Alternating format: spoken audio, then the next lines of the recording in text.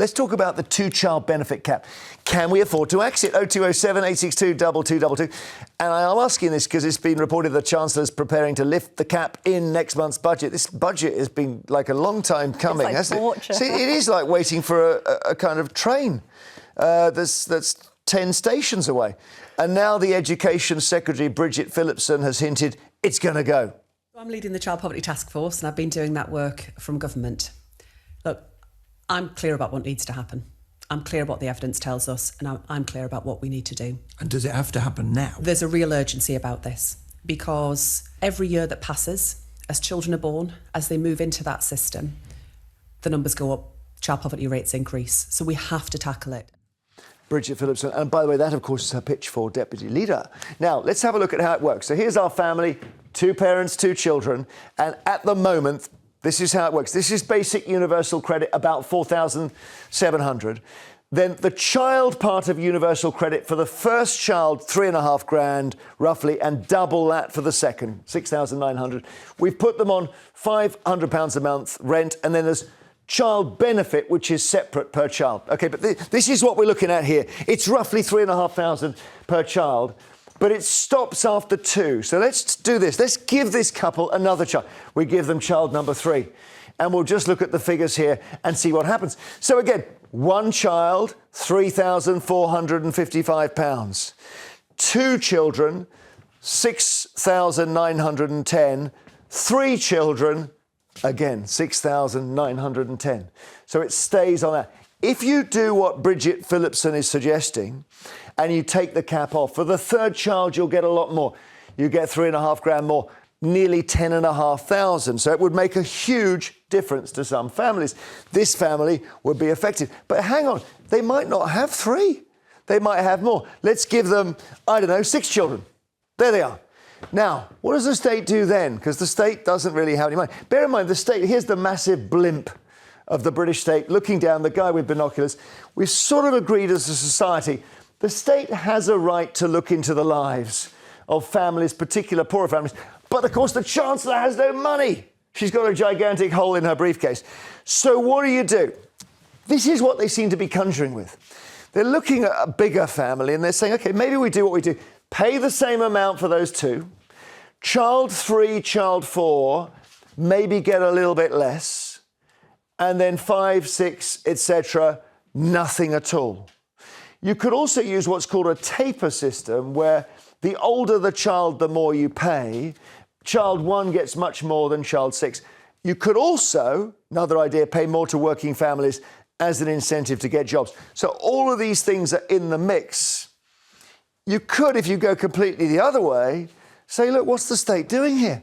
Why are we expecting the state? Just fly the state away. Why are we expecting the state to look after other people's children? But that would leave these 6 very vulnerable and the parents thinking, what happened? I don't know. She's obviously going to ditch it, isn't she? Don't you think? Look, with every choice, there's a cost to it. So when this came into effect, it's led to a rise in child poverty here, right? We think we're saving today, we're going to pay more tomorrow if we continue to see the rise of child poverty. Because what does that lead to? If families can't afford, should they be having children? That's what you say. Well, should we be having like 3 children if you can't afford it? You shouldn't, but you are. It's our problem too. You're going to see more likely, less educational outcomes, longer-term welfare dependence, less tax receipts, possibly more antisocial behaviour. So there's been wider consequences to this policy, and the Resolution Foundation predicts that by the end of this Parliament, there's going to be up to 1/3 of children, 4.6 million children in poverty. I believe. Do you think we cure poverty by giving people welfare? No.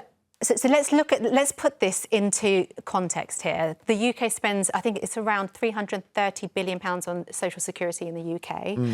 This policy, we predict, is going to cost, let's just say, £3.5 billion, right? We need welfare reform. We need to make a big change. It's not this that's going. This isn't going to make. This isn't going to hurt us more. It's youth unemployment that we need to go after. Because I don't know at what point we're ever going to stop spending money we don't have. But what's your view? This is the thing. This argument is often used to justify more public spending. Well, if we spend money on this now, it'll save us money in the future. It is the argument which is wheeled out every time to justify more and more public spending. I don't agree with that. I hear it a lot, actually, from people on your side of the argument. And if we listen to that argument every single time, we would be spending in an unsustainable way. And guess what? We are spending in an unsustainable way. But we don't Andrew's have point the is money. your money comes back to you. Well, It's investment. So we're talking about always the argument. What's the concept of investment, right? There's a social investment here. Social infrastructure is paramount. We talk a lot about fancy words, but organisational change management, or that's about in changing culture. We need to change culture in society.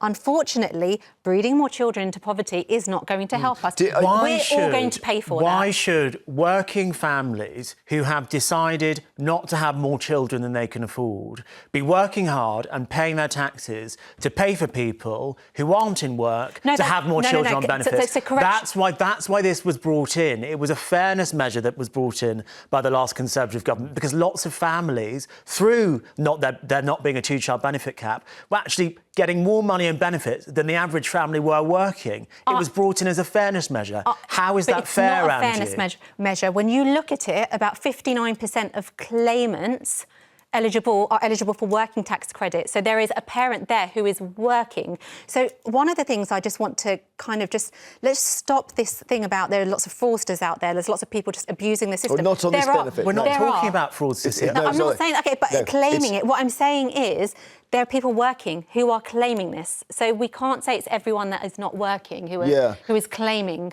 But it's people who have decided not to have more children because they can't afford it, paying for other people who have not had that restraint. That's me, I'm paying for it too. But so are you happy about that? £9.60 per day per child. That's what we're talking about, by the way. Well, no, that's the walnut whip argument.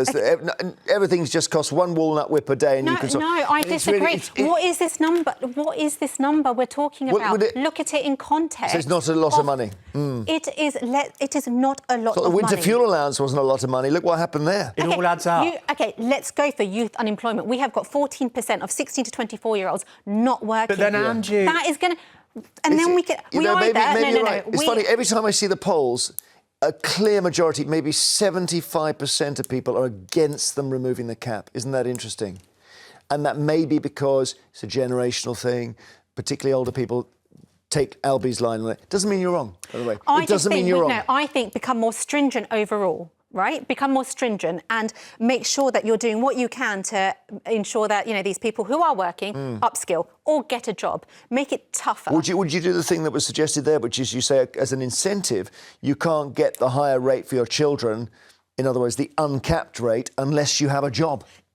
Yeah, and start making it easier to get the job. Start closing the skills gaps. But then it's sort of, what's the point of giving people benefits they don't need?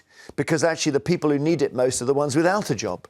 Look, we need to promote, right? We need to do it through motivation and promote people into the workforce. Unfortunately, tough choices and tough policies, like we're doing this on their children. It's not my child, it's not your child, it's not your child, but they're actually all of our children. They're the future generation of this country. There is Albie, this is just before I go to calls. That's a good point. I've learnt over the last year or two watching these debates that there is always someone who says, I don't have children, why should I pay for hers? And the answer is, mate, you actually do have to. A, because we don't like poverty, but B, because we're not having enough children. So it's people who haven't got children who are letting us all down. And I agree. I'm a pro-natalist. I'm quite happy to pay taxes to go into things like... Is that what you call it, a pro-natalist? A pro-natalist. I'm quite happy for my taxpayer money to go into taxes to pay for things like schools, to pay things like maternity wards, but not in lifting the two-child benefit cap, because I know so many people who do not have more than 2 children because they can't afford it. And why is it that working people can make that... How do you feel about child? Hang on, I want to get a call. Sarah in Surrey, hi. Good morning. What do you think?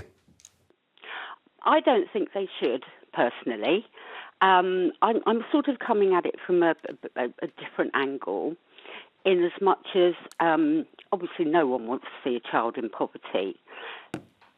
The welfare bill is unsustainable and it needs a complete shake-up. That's one element. Yep. The national minimum wage has gone up. We have put in breakfast clubs. We have put in free school meals. Yeah. Let's go back to We've only got about 20 briefly. seconds, so watch out with the rewind Okay. here, because I don't want to end up stuck in the past. Okay. No data shows that these, if they have more children, they will become working adults and contribute. There's Okay. also data that shows that the 2 cap does not stop people from having more children. All right. Yes. Okay. Thank you, sir. That is a good point. Doesn't seem to act as a disincentive. We've worked that out. Okay. I wish we had more time on that, because that was beginning to be so fascinating.